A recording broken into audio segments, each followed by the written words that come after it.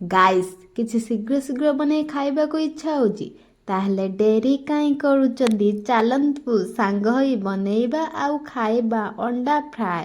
ବହୁତ କମ୍ ଟାଇମ୍ ମଧ୍ୟରେ 10 ମିନିଟ୍ରେ ବନିଯିବ ସୁପର ଟେଷ୍ଟି ହେଲ୍ଦି ଅଣ୍ଡା ଫ୍ରାଏ।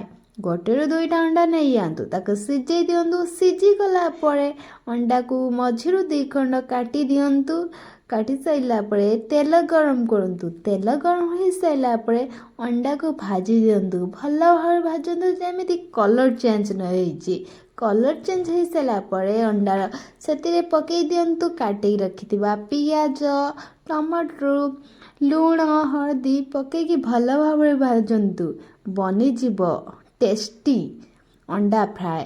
ଆକୁ ଆପଣମାନେ ଭାତ ସହିତ ଖାଇପାରେ, ରୁଟି ସହିତ ଖାଇପାରେ, ନହେଲେ ଗୋଟେ ପରଫେକ୍ଟ ଇଭିନିଂ ସ୍ନାକ୍ସ ବନିଗଲା। ଆପଣମାନେ ଏନ୍ଜୟ କରନ୍ତୁ ଖାଇକି, ଆଉ କୁହନ୍ତୁ କେମିତି ଲାଗିଲା। ମୁଁ ତ 10 ମିନିଟ୍ରେ ବନେଇଦେଲି, ଆପଣମାନଙ୍କର କେତେ ମିନିଟ୍ ଲାଗିଲା କୁହନ୍ତୁ। ମୁଁ ତ ଶୀଘ୍ର ଶୀଘ୍ର ବନେଇ ଦେଇଛି ନା। ଆପଣମାନେ ବି ସେମିତି ଶୀଘ୍ର ଶୀଘ୍ର ବନାନ୍ତୁ ଆଉ ଖାଆନ୍ତୁ।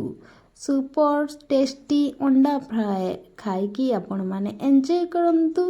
ଆଉ ମୋତେ କମେଣ୍ଟରେ କୁହନ୍ତୁ କେମିତି ଲାଗିଲା ଅଣ୍ଡା ଫ୍ରାଏ। ଭୁଲିବିନି କମେଣ୍ଟ କରିବାକୁ। ରହିଲି, ପୁଣି ଦେଖା ହେବ ନେକ୍ସଟ ଭିଡ଼ିଓରେ। Bye bye, good night, bye bye, good night.